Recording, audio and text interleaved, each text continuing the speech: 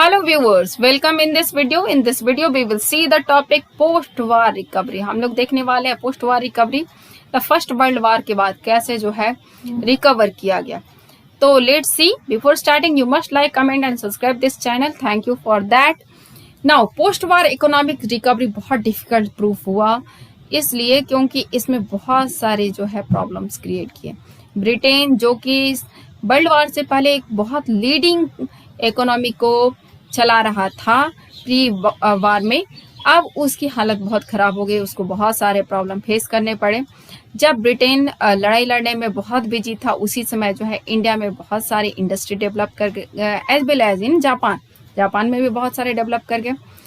इस वार की वजह से ब्रिटेन को जो है मतलब लड़ाई जैसे खत्म हो गई, तो अब ब्रिटेन के लिए अपने पहले वाला पोजीशन को गेन करना बहुत मुश्किल हो गया, क्योंकि ऑलरेडी इंडियन मार्केट में जो है इंडियन जो बिजनेसमैन थे उन लोगों ने अपने इंडस्ट्री खड़े कर लिया थे, और जापान ने तो इंटरनेशनल लेवल पे जो है अपनी धाक जमा ली थी. इधर जब लड़ाई हो रही थी तो फाइनेंस को मैनेज करने के लिए ब्रिटेन ने बहुत सारा कर्ज जो है यूएस से ले लिया था, जितना मन चाहे उतना ले लिया था. और इस कर्ज का मतलब ये था कि जैसे ही लड़ाई खत्म हो गई, पूरा बहुत बड़े कर्ज का बर्डन जो है ब्रिटेन के ऊपर आ गया. ब्रिटेन एक कर्ज लेने वाला कंट्री बन गया.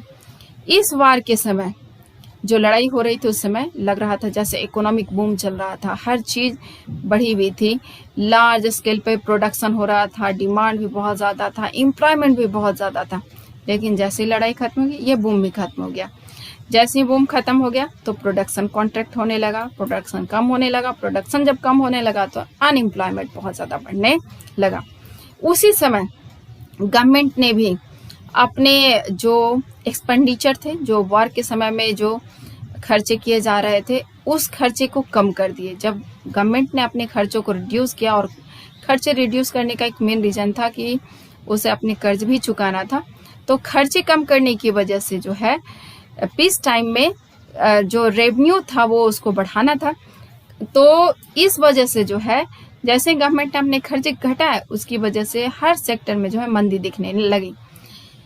जॉब लॉसेस बहुत ज्यादा हो गए. 1921 में हर एक 5 में से एक जो ब्रिटिश वर्कर था वो अनएम्प्लॉयड हो गया, और इन सब की वजह से एनेक्सिटी और अनसर्टेनिटी बहुत ज्यादा चिंता बढ़ चुकी थी, अनिश्चितता बढ़ चुकी थी.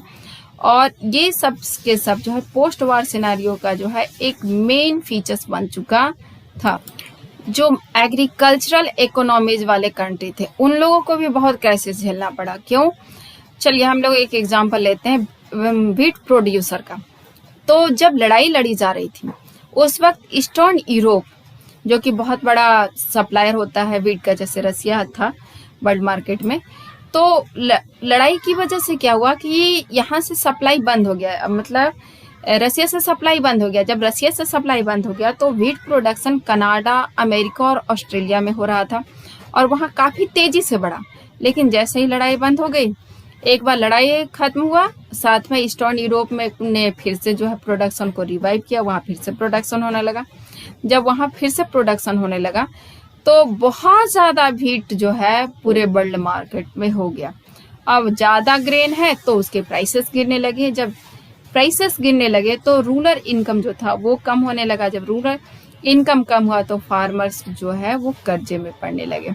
हर बार वो ये सोच करके बहुत ज्यादा उगाते थे कि और ज्यादा पैसा मिलेगा, लेकिन हर बार उसके प्राइसेस गिर जाते थे. इस तरह से वर्ल्ड इकोनॉमी जो है ट्रबल में फंस चुकी थी. Now thank you.